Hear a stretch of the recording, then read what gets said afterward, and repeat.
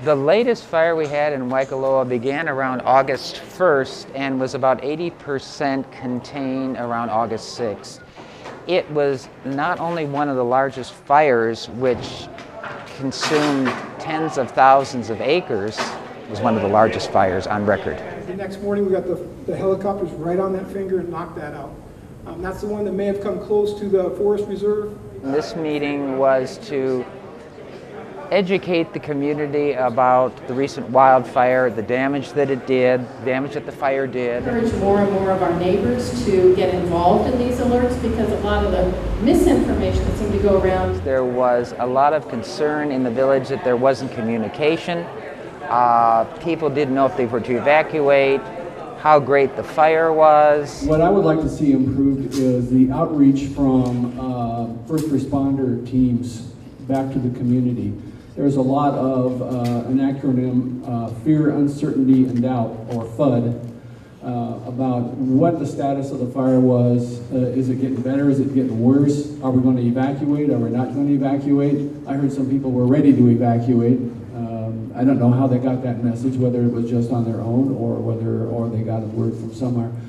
So I would like to see number one, a plan for how that communication process works, so that everybody in the community is aware of how it works and they can expect those communications at regular intervals. What we felt went right was that the fire was able to get contained in a short amount of time, that there were no lives lost. We had a lot of property loss in the dry forest, and we lost almost a mile of our fence line at a cost of about $57,000. People were not aware of some of our assets in the village, drylands forest, the stables, which now houses about 4 or 5 horses, things like that.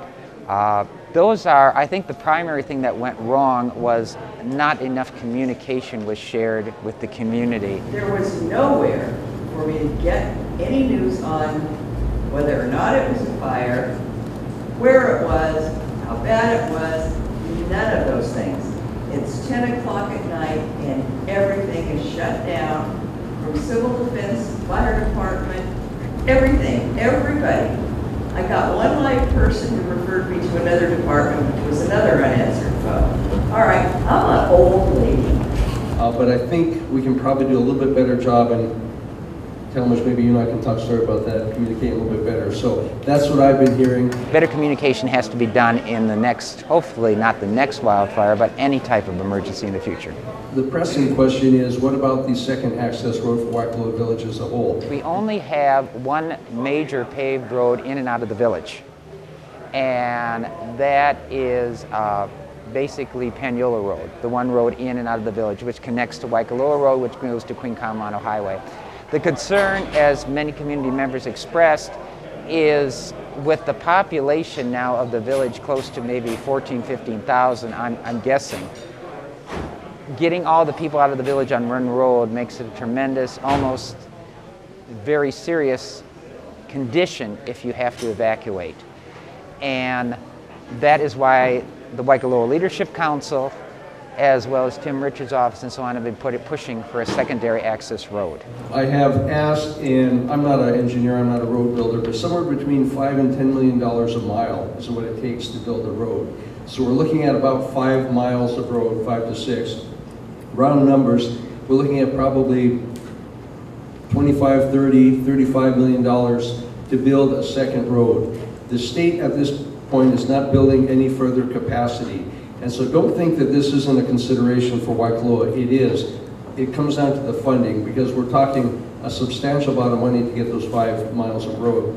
So with that, that doesn't mean we don't keep looking. We're fortunate that Waikoloa became a Firewise community, which is a program that is set up by the National Fire Protection Association.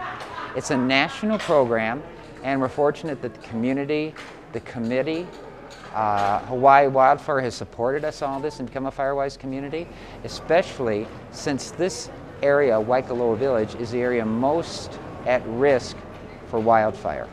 So, and I think it's also great that we now have a committee, which is called the Waikoloa Village Fire Management Action Committee, which is taking an active role to show that we can continue to become Firewise, and it's not you're Firewise and that's it, it's a continuing process.